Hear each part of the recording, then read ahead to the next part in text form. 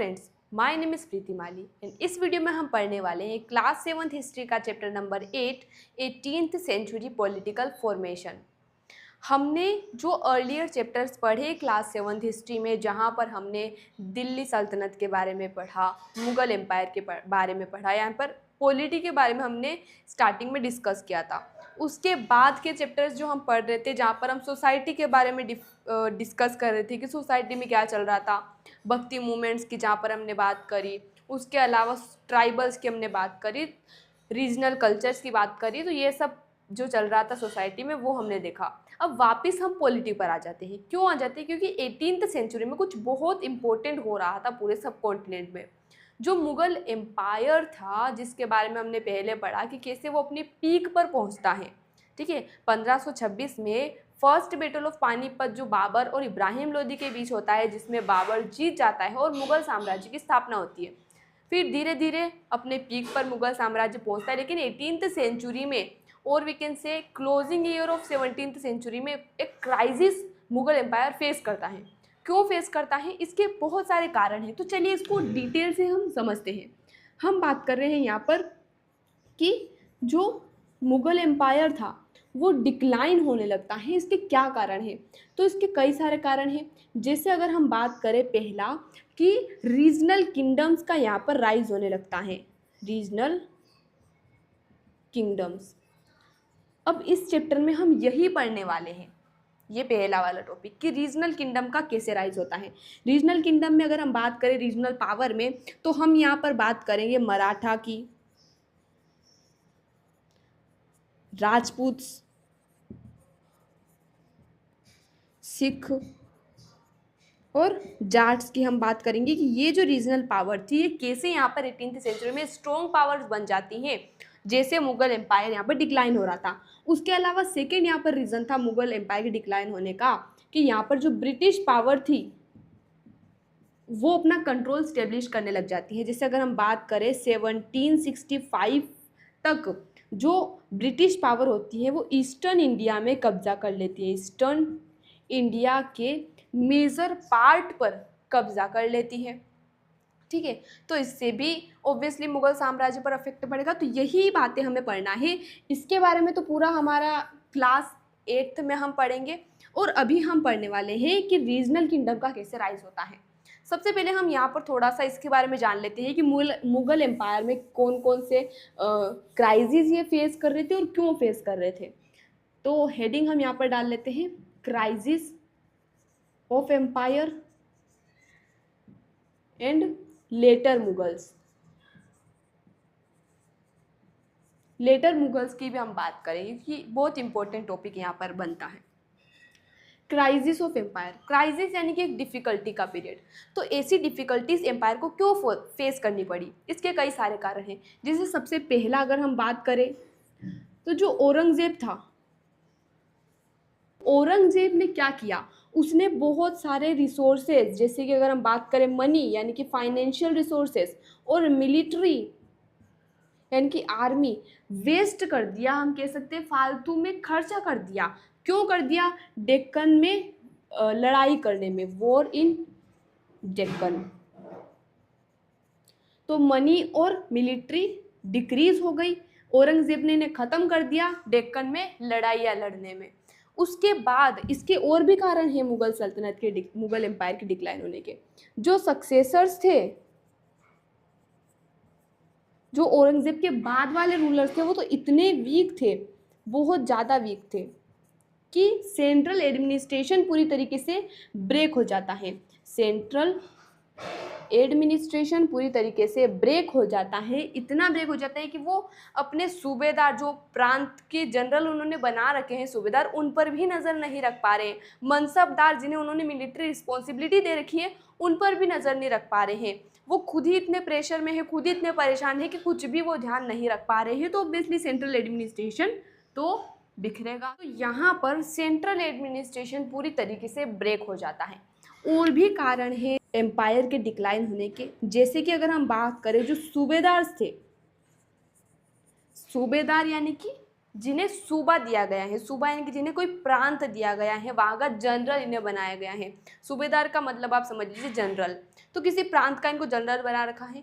अब इतना बड़ा एरिया इन्हें दे रखा है, इन्हें कई सारी रिस्पॉन्सिबिलिटी मिलती है, जैसे कि रेवेन्यू एडमिनिस्ट्रेशन पर भी इनका कंट्रोल होता है, मिलिट्री पर इनका कंट्रोल होता है।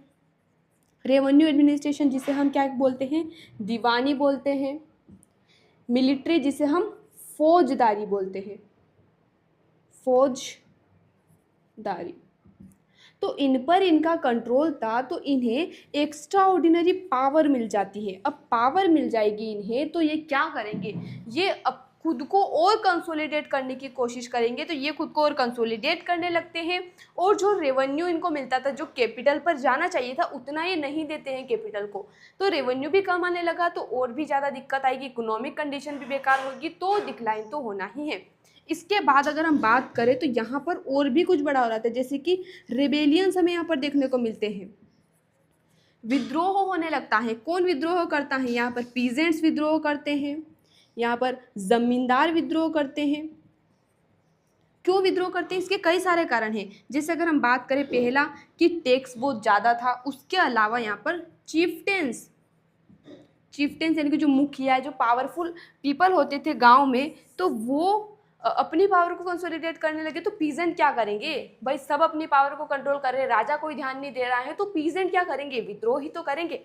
तो यहाँ पर पीजेंट विद्रोह करने लग जाते हैं, और पहले भी विद्रोह होते थे ऑब्वियसली, लेकिन यहाँ पर ये विद्रोह कैसे अलग था, क्योंकि ये जो पीजेंट्स थे, ये अब खुद की पोजीशन को कंसोलिडेट करने के लिए इकोनॉमिक रिसोर्सेज पर भी कब्जा इन्होंने कर लिया था। इसीलिए ये विद्रोह अलग था as compare to earlier rebellions की। अगर हम बात करें, यहाँ तक बात करें, तो ये कुछ रीजंस थे जिसकी वजह से क्राइसिस फेस करता है एम्पायर। और लेटर मुगल्स की हमने बात करी कि सक्सेसर्स और वीक होते हैं, तो वो किसी पर ध्यान नहीं रख पाते हैं, फिर रीजनल पावर राइज होती है, फॉरेन इन्वेजन होते हैं, नोबल्स के बीच में लड़ाइयाँ चलती रहती हैं। इस तरीके से पूरा यहाँ पर सिस्टम एक तरह से हम कह सकते हैं वीक होने लगता है, डिस्ट्रॉय हो जाता है। फिर कैसे दूसरी पावर राइज करती हैं, वो हम यहाँ पर देखने वाले हैं। तो आई होप यहाँ तक आपको पूरा समझ आ चुका हो। इसी दौरान यानी कि ये सल्तनत डिक्लाइन हो रही है, इसी दौरान और भी क्या सिनेरियो यहाँ पर चल रहा था, वो हम देख लेते हैं। इसी के ड्यूरिंग यानी कि ये सब हो रहा था, लोग विद्रोह कर रहे थे, ये सब चीज़ें चल रही थी। उसके अलावा यहाँ पर क्या चल रहा था, उसके अलावा दो सिनेरियो यहाँ पर देखने को मिलते हैं। पहला तो हमें देखने को मिलता है फॉरेन इन्वेजन। ऑब्वियसली किसी कंट्री में अगर सेंट्रल पावर वीक पड़ेगी तो फॉरेन इन्वेजन होगा। ये बात हमें हर चैप्टर में सुनने को मिल रही है। क्यों मिल रही है, क्योंकि पूरी हिस्ट्री में ऐसा ही तो होता है। जैसे ही कोई सेंट्रल पावर वीक होगी तो फॉरेन इन्वेजन होंगे, ठीक है। अपनी पावर को बढ़ाने का यही तो उनके पास तरीका होता है कि जैसे सेंट्रल पावर वीक होगी तो अपनी पावर वहाँ पर स्टेब्लिश कर ली जाए। तो यहाँ पर फॉरेन इन्वेजन होते हैं। जैसे अगर हम बात करें, जो ईरान का रूलर था नादिर शाह यहाँ पर दिल्ली पर हमला करता है 1739 में, प्लंडर कर देता है, पूरा लूट के ले जाता है बहुत सारी वेल्थ और उसे नष्ट कर देता है। उसके अलावा अगर हम बात करें अफगान के रूलर, अफगान के अहमद शाह अब्दाली, तो 1748 से लगाकर 1761 तक 5 बार यहाँ पर 5 टाइम्स रेड यानी कि 5 बार यहाँ पर हमला करता है अहमद शाह अब्दाली। क्योंकि अब नादिर शाह ने कब्जा कर लिया है, तो सबको पता चल गया कि सेंट्रल पावर यहाँ पर वीक है, तो और भी इन्वेजन हुए। तो अहमद शाह अब्दाली ने 5 बार यहाँ पर आक्रमण किए 1748 से लगाकर थर्ड बैटल ऑफ पानीपत यानी कि 1761 तक। अब यहाँ पर हम मेनली यही तो बात कर रहे हैं। 18th सेंचुरी में भी हम क्या बात करेंगे, 1707 से लगाकर 1761 तक। 1707 में औरंगजेब की मृत्यु हो जाती है। 1761 में क्या होता है, थर्ड बैटल ऑफ पानीपत। तो मेजर चेंजेस हमें इसी दौरान देखने को मिलते हैं, तो यही हम पढ़ने वाले हैं। तो इसी दौरान हमने देखा फॉरेन इन्वेजन हो रहे थे। दूसरा यहाँ पर जो नोबल्स थे, जो हाई क्लास पीपल थे या जिन्हें अच्छी पोस्ट मिली हुई थी, उनके बीच में भी क्या होने लगता है, यहाँ पर वॉर होने लगते हैं, बैटल्स होने लगते हैं। जैसे अगर हम बात करें, यहाँ पर दो ग्रुप्स हमें देखने को मिलते हैं, ईरानियंस और ईरानीज और तुरानीज हम कह सकते हैं, यानी कि जो ईरान के और जो टर्की के रूलर थे, यहाँ पर इनके बीच में भी क्या होने लगता है, मन मुटाव होने लगता है। तो एक तो मुगल एम्पायर पर पहले ही इतना प्रेशर पड़ रहा है सब तरीके से, अब नोबल्स भी आपस में लड़ने लग जाएंगे तो कितनी बुरी कंडीशन होगी। तो यहाँ पर वर्स्ट कंडीशन हमें कब देखने को मिलती है, वर्स्ट ह्यूमिलिएशन जिसे हम कह सकते हैं, जब फर्रुखसियार और आलमगीर सेकेंड की हत्या कर दी जाती है, असेसिनेट, यानी कि उनकी हत्या कर दी जाती है। उसके अलावा अहमद शाह और शाह आलम सेकेंड, इन दोनों को ब्लाइंड कर दिया जाता है, अंधा कर दिया जाता है अपने ही नोबल्स के द्वारा। यहाँ तक आप समझ चुके होंगे कि कितनी बुरी कंडीशन थी यहाँ पर मुगल एम्पायर की। ठीक है, अभी तक हमने क्या पढ़ा, हम 18th सेंचुरी पॉलिटिकल फॉर्मेशन की बात कर रहे हैं। रीजनल किंगडम राइज होने लगती है, मुगल एम्पायर डिक्लाइन करता है, British east India company India में आ जाती है। मुगल एम्पायर क्यों क्राइसिस फेस कर रहा था, औरंगजेब ने बहुत ज़्यादा वेस्ट किया पैसा और मिलिट्री, वीक सक्सेसर्स थे, सूबेदार पावरफुल होने लगे, लोग विद्रोह करने लगे। उसके अलावा यहाँ पर क्या चल रहा था, फॉरेन इन्वेजन हो रहे थे, जो नोबल्स थे उनके बीच में वॉर होने लगा और उन्होंने अपने ही रूलर को मार दिया, अंधा कर दिया। इतनी बुरी कंडीशन यहाँ पर थी। अब हम एक्चुअली में बात करेंगे कि आखिर पावर कैसे राइज हुई, जैसे कि राजपूत, सिख, मराठा, जाट्स, इनकी हम बात करेंगे। तो सबसे पहले हम शुरुआत करते हैं राजपूत से, कि राजपूत रूलर्स का यहाँ पर कैसे राइज होता है। ठीक है, राजपूत, तो राजपूत रूलर्स की अगर हम बात करें तो यहाँ पर कुछ राजपूत रूलर तो थे अंडर मुगल्स, जैसा कि हमने पिछले चैप्टर्स में भी पढ़ा कि मुगल जैसे जैसे अपना साम्राज्य फैलाते जाते थे तो वो कई जगह युद्ध करते थे, लेकिन राजपूत के साथ उनका बहुत अच्छा रिलेशन बन गया था। ठीक है, तो कुछ अच्छी पोस्ट भी उन्हें मिलती थी राजपूत को, जैसे कि हमें पता है कि जो नवरत्न थे अकबर के, उनमें से भी कई राजपूत भी थे। इतना अच्छा यहाँ पर रिलेशन इनका बन चुका था। तो कुछ राजपूत रूलर मुगल के अंडर सर्व करते थे, जिनमें से जो अंबर के रूलर्स थे, कुछ जोधपुर के रूलर थे। और इनको फ़ायदा क्या मिलेगा मुगल के अंडर रहने से, पहला तो ये कि रिलेशन अच्छा रहेगा और ऑटोनोमी भी मिल जाएगी इन्हें, सेल्फ गवर्नमेंट भी इनको मौका मिल जाएगा रूल करने का, अपनी जो वतन जागीर है वहाँ पर। यहाँ पर हम लिख लेते हैं अंडर मुगल से क्यों रहते थे, ताकि इन्हें अपनी वतन जागीर मिल सके, जहाँ पर ऑटोनोमी इनकी हो सके, सेल्फ गवर्नमेंट इनकी हो सके, तो ये यहाँ पर आराम से अपना काम करेंगे। तो इसलिए मुगल के अंडर सब करते थे। अब 18th सेंचुरी में जैसा हमने देखा कि मुगल धीरे धीरे डिक्लाइन हो रहे थे, तो ये अपनी पावर कंसोलिडेट करना चाहेंगे, तो इन्होंने भी अपने पावर को कंसोलिडेट करने की कोशिश की। जैसे कि अगर हम बात करें, जो जोधपुर के रूलर थे, जोधपुर के अजीत सिंह,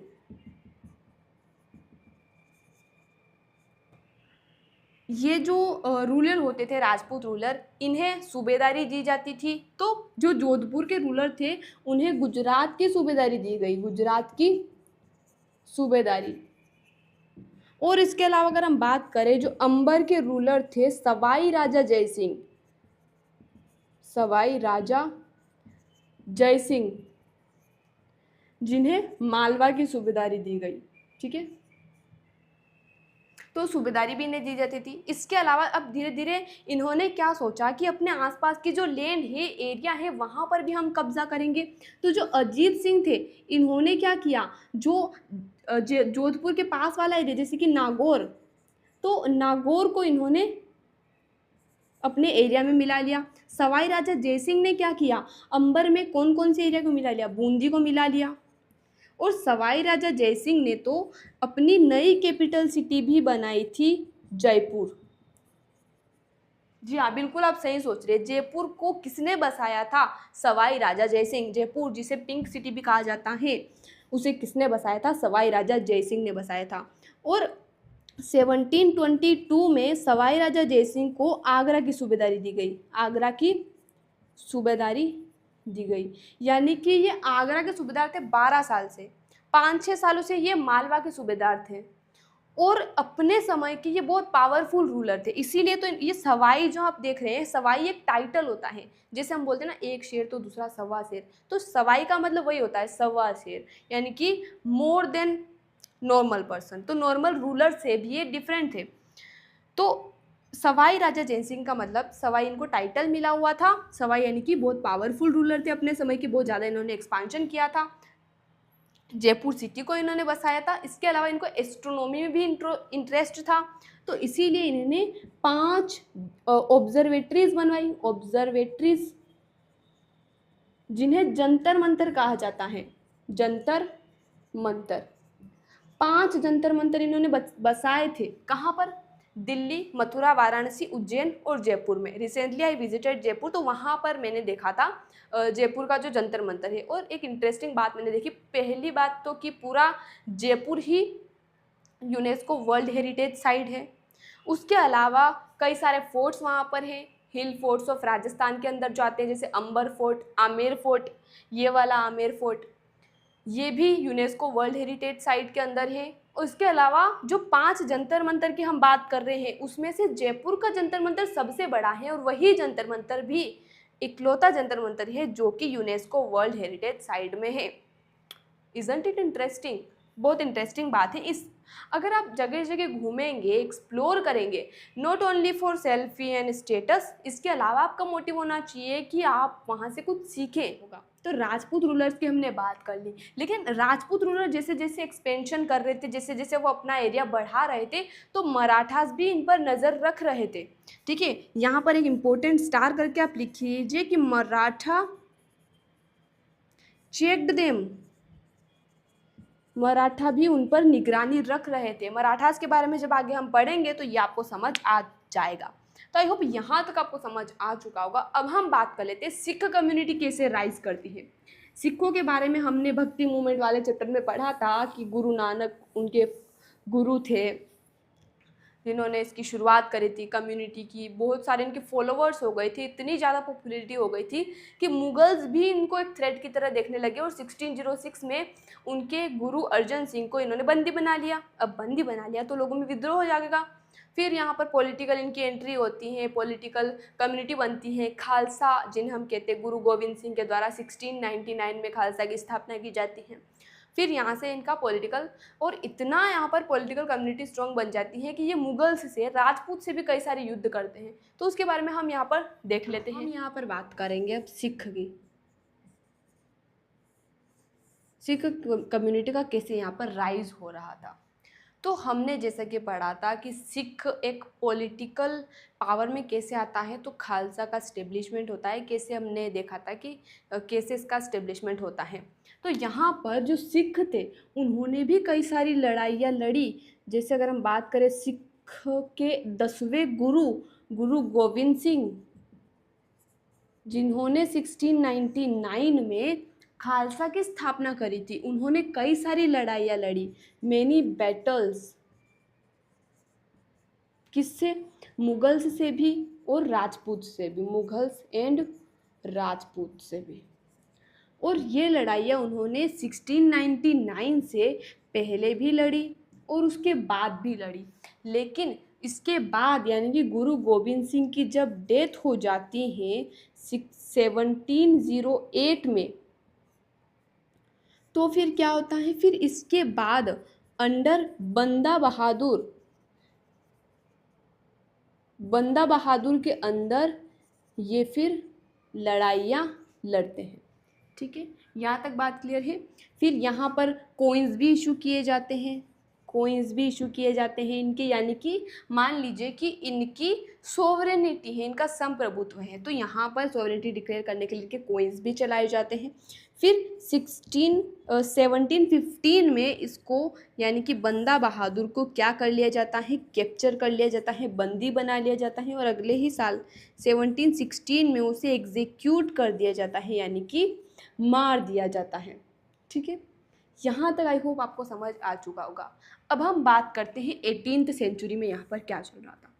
18th सेंचुरी में कई सारे ग्रुप्स होते थे सिखों के, कई सारे ग्रुप्स होते थे जिन्हें पहले तो क्या कहा जाता था, जठास कहा जाता था।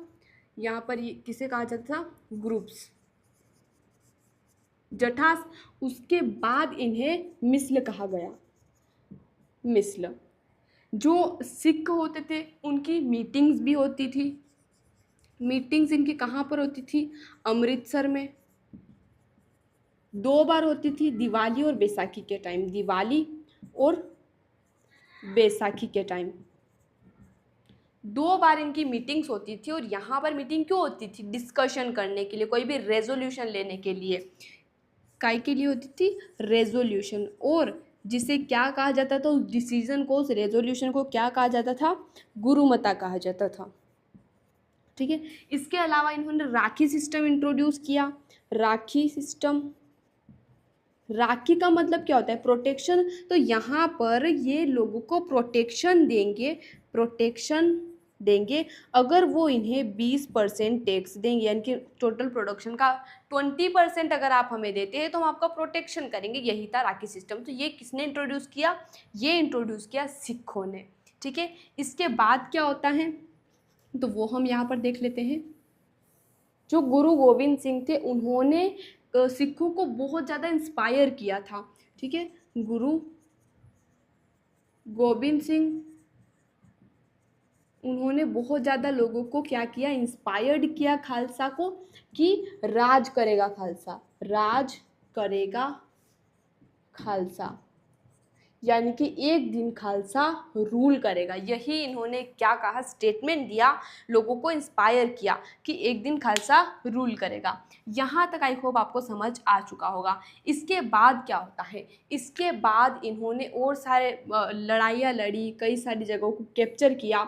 जैसे अगर हम बात करें, इन्होंने इनका जो वेलनीट ऑर्गेनाइजेशन था, वेलनीट ऑर्गेनाइजेशन, इनका जो इतना स्ट्रॉन्ग यूनाइटेड जो ग्रुप था, ऑर्गेनाइजेशन था, उसी ने इनको, उसी की मदद से ये इतनी लड़ाइयाँ लड़ पाए मुगल्स के खिलाफ और अहमद शाह के खिलाफ, अहमद शाह अब्दाली के खिलाफ, जिसने पंजाब और सिरहिंद पर कब्जा कर रखा था। पंजाब और सिरहिंद पर जिसने कब्जा कर रखा था। तो मुगल और अहमद शाह के खिलाफ इनको लड़ने में किसने मदद की, तो इनके ऑर्गेनाइजेशन ने, जो इनका यूनाइटेड ऑर्गेनाइजेशन था, उसी ने इनकी मदद की। उसके बाद क्या होता है, 1765 में वापस से यहाँ पर कॉइन्स इशू किए जाते थे। पहले जब कहाँ पर हम बात कर रहे थे, बंदा बहादुर की 1708 से लगाकर 1715 तक वहाँ पर भी कॉइन चलाए गए थे। अब यहाँ पर 1765 में वापस से कॉइन्स चलाए जाते हैं, जिस पर कुछ इंस्क्रिप्शंस होते हैं। इंस्क्रिप्शंस जो बंदा बहादुर के टाइम पर जो ऑर्डर इशू होते थे, उनमें जो इंस्क्रिप्शन होते थे, ये इंस्क्रिप्शन उन्हीं के सिमिलर थे। तो यहाँ पर वापस से इनके इंस्क्रिप्शन, ये कॉइन्स चलाए जाते हैं। और इनकी सोवरेनिटी, यानी ये कॉइन्स चलाने का मतलब क्या है, आपके कॉइन्स चल रहे हैं, यानी कि आपकी सोवरेनिटी, आपका संप्रभुत्व है, तो वही ये शो करना चाहते थे। उसके अलावा अगर हम बात करें लेट 18th सेंचुरी की, तो लेट 18th सेंचुरी में क्या होता है, इनका जो रूल होता है वो इंडस से जमुना तक हो जाता है। यानी कि आप सोच सकते हैं कि बहुत सारा है, पंजाब वाला एरिया तो पूरा ही कवर हो गया, उसके अलावा पूरा ही नॉर्दर्न इंडिया का बहुत मेजर पार्ट यहाँ पर इनका, इनके अंडर आ जाता है। ठीक है। और ये इनके अंडर आ जाता है, लेकिन यहाँ पर डिफरेंट रूलर्स भी होते हैं, डिफरेंट रूलर्स भी होते हैं। उनमें से अगर हम एक रूलर की बात करें, रंजीत सिंह, महाराजा रंजीत सिंह, महाराजा रंजीत सिंह। तो महाराजा रंजीत सिंह ने क्या किया कि उन्होंने सबको रीयूनाइट किया और अपनी कैपिटल उन्होंने बनाई, कैपिटल लाहौर को 1799 में। ठीक है। 1799 में रंजीत सिंह ने लाहौर को अपनी कैपिटल बनाया, सबको यूनाइट किया और कैपिटल सिटी भी बनाई। तो ये हमने देखा सिखों के बारे में। कैसे शुरुआत होती है एडमिनिस्ट्रेशन की, क्या क्या सिस्टम उन्होंने इंट्रोड्यूस किए, कैसे वो रूल करते थे और कैसे यहाँ पर इनका एरिया इतना फैला हुआ था, कैसे रूलर्स यहाँ पर रूल करते थे और कैसे लाहौर इनकी कैपिटल बनती है। यहाँ तक बात करें। अब एक और मेजर पावर जो मुगलों के कंटिन्यूस अपोजिशन के बावजूद उभर के आती है एक स्ट्रॉन्ग पावर के रूप में, मराठा। जी हाँ, बिल्कुल हम बात कर रहे हैं मराठा की। तो चलिए उसके बारे में भी हम यहाँ पर जान लेते हैं कि आखिर वो एक्चुअली में पावर में कैसे आती है। तो मराठा का नाम सुनते ही हमारे माइंड में आ जाता है महाराज छत्रपति शिवाजी। क्यों हो जाता है? क्योंकि तो वो बहुत पावरफुल रूलर थे। उसके अलावा मराठा साम्राज्य को स्टेब्लिश किसने किया था? छत्रपति शिवाजी महाराज।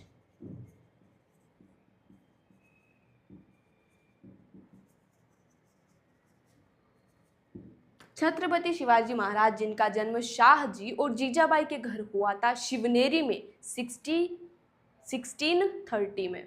उनकी माता जीजाबाई और उनके गार्डियन दादा कोंडदेव के अंडर वो एक यंग एज में ही अपना करियर शुरू कर देते हैं। जब वो जावली को कैप्चर करते हैं तो वो एक अनडिस्प्यूटेड रूलर बन जाते हैं। उसके बाद कई सारी लड़ाइयाँ वो लड़ते हैं, एक लेजेंडरी फिगर के सामने वो आते हैं, एक बहुत पावरफुल रूलर वो बन जाते हैं। ठीक है, अब यहाँ पर हम बात करेंगे कि कैसे शुरुआत होती है। तो छत्रपति शिवाजी महाराज ने आखिर ये किंगडम स्टार्ट कैसे किया? तो इन्होंने विद द हेल्प ऑफ, किसकी हेल्प से? एक तो थे देशमुख जो वॉरियर फैमिलीज थी, और उसके अलावा पीजेंट्स, पेस्टोरलिस्ट जिन्हें कुंबिस कहा जाता था, कुंबिस। तो ये जो लोग थे ये बैकबोन थे आर्मी के लिए। ठीक है, देशमुख जो थे, जो वॉरियर फैमिली थी, इनकी मदद से स्ट्रॉन्ग किया, और पीजेंट और पेस्टोरलिस्ट आर्मी के लिए बैकबोन प्रोवाइड करते थे। तो इसी की मदद से यहाँ पर इन्होंने बहुत मजबूत मराठा साम्राज्य स्टेब्लिश किया और कई सारे बैटल फोर्ट किए, कई सारे एरियाज को कैप्चर किया। बहुत लेजेंडरी फिगर के सामने ये लोगों के सामने आते हैं, अनडिस्प्यूटेड रूलर ये बन जाते हैं जावली को कैप्चर करने के बाद। ठीक है, यहाँ तक आई होप आपको समझ आ चुका होगा कि कैसे मराठा साम्राज्य स्टेब्लिश होता है। अब होता क्या है कि जब छत्रपति शिवाजी महाराज की डेथ हो जाती है तो उसके बाद जो इफेक्टिव पावर होती है, इफेक्टिव पावर उसे कौन कंट्रोल करता है? उसे कंट्रोल करते हैं फैमिली ऑफ चितपवन ब्राह्मण्स, जो कि पेशवास की तरह मराठा के अंडर सर्व करते थे। हम कह सकते हैं कि सर्व्ड एज पेशवास। जैसे पेशवा बालाजी विश्वनाथ, पेशवा बाजीराव, तो इनके बारे में तो हमें पता ही है। जैसे पेशवा बाजीराव मस्तानी मूवी के बारे में हमने सुना ही होगा। तो पेशवास की तरह ये एक्ट करते थे और पेशवा के अंडर बहुत ज़्यादा मिलिट्री जो होती हैं वो बहुत ज़्यादा स्ट्रॉन्ग हो जाती हैं। मिलिट्री ऑर्गेनाइजेशन बहुत ज़्यादा स्ट्रॉन्ग हो जाती है, बहुत ज़्यादा यहाँ पर एक्सपेंशन भी होता है पेशवास के अंडर, बहुत इफेक्टिव एडमिनिस्ट्रेशन यहाँ पर होता है पेशवास के अंडर। तो यहाँ तक आई होप आपको समझ आ चुका होगा। अब हम बात करते हैं कि 1720 से लगाकर 1761 तक कैसे यहाँ पर एडमिनिस्ट्रेशन पूरा सिस्टम चल रहा था। तो 1720 तक यहाँ पर इन्होंने जो मालवा और गुजरात वाला एरिया था, ठीक है, राजपूत की याद कीजिए आप, मालवा के सूबेदार कौन थे? राजा सवाई राजा जय सिंह। गुजरात के अजीत सिंह जो कि जोधपुर के रूलर थे। तो मालवा 1720 में मालवा और गुजरात को ये कैप्चर कर लेते हैं। उसके बाद अगर हम बात करें 1730s तक, तो ये पूरे डेक्कन के ओवरलॉर्ड बन जाते हैं, यानी कि पूरे डेक्कन में इनका रूल होने लगता है। उसके बाद 1737 में ये दिल्ली को कैप्चर करते हैं, दिल्ली को कैप्चर कर लेते हैं और इनका एरिया फिर बहुत ज़्यादा एक्सपेंड होता है। जैसे अगर हम बात करें कहाँ तक इनका एरिया एक्सपांड होता है, ऊपर अगर हम बात करें नॉर्थ में तो राजस्थान और ऊपर पंजाब आ जाता है वहाँ तक। फिर इधर ईस्टर्न इंडिया में हम बात करें तो बंगाल उड़ीसा वाला एरिया, साउथर्न इंडिया में तमिलनाडु कर्नाटक वाला एरिया, तो यहाँ तक इनका रूल चला जाता है, यानी कि डेक्कन वाले एरिया में रूल करते। नॉर्दर्न इंडिया, ईस्टर्न इंडिया में भी बहुत ज़्यादा एक्सपांशन इनका हो जाता है। लेकिन अब इतना ज़्यादा एक्सपांशन हो रहा है तो दूसरे रूलर जो रूल कर रहे हैं, जो कम पावरफुल हैं, इतने पावरफुल नहीं है, तो वो यहाँ पर क्या हो जाते हैं, हॉस्टाइल हो जाते हैं, हॉस्टाइल अदर रूलर्स। तो ये हॉस्टाइल हो जाते हैं। तो 1761 में जो थर्ड बैटल ऑफ पानीपत होता है, जिसमें मराठास युद्ध कर रहे थे, तो यहाँ पर इन्हें कोई भी सपोर्ट नहीं मिलता है, किसी से भी नो सपोर्ट। अब इतना ज़्यादा एक्सपांशन इन्हें किया तो लोगों को जेलेसी होगी, वो हॉस्टाइल होंगे, अनफ्रेंडली बिहेवियर उनका होगा, तो उनको सपोर्ट ही नहीं किया मराठास को। आप सोच सकते हैं कि इतनी पावरफुल वो किंगडम बन चुका था, इतना पावरफुल वो उन्होंने इस्टेब्लिश किया था रूल, लेकिन उन्हें कोई भी सपोर्ट यहाँ पर थर्ड बैटल ऑफ पानीपत में नहीं मिलता है, वो हार जाते हैं। ठीक है, यहाँ तक बात क्लियर है। इसके अलावा अगर हम बात करें, यहाँ तो हमने बात कर लिया कि चलो वो हार जाते, लेकिन उन्होंने क्या क्या किया, क्या क्या एडमिनिस्ट्रेशन के दौरान उन्होंने डेवलपमेंट किए, तो उन्होंने एग्रीकल्चर को सबसे पहले तो प्रमोट किया। ठीक है, एग्रीकल्चर को उन्होंने प्रमोट किया, ट्रेड को रिवाइव किया,